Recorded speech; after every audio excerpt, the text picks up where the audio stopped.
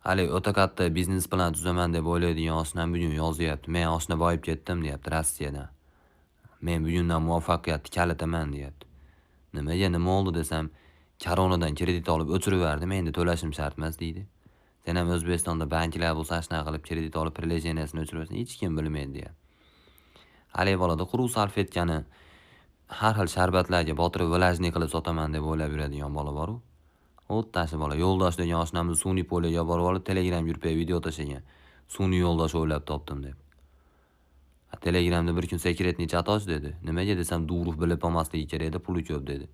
Bitta ochsam, qishda deydi gazli suvlar gazini ajratib, gaz zapravka ochib beraman deyapti.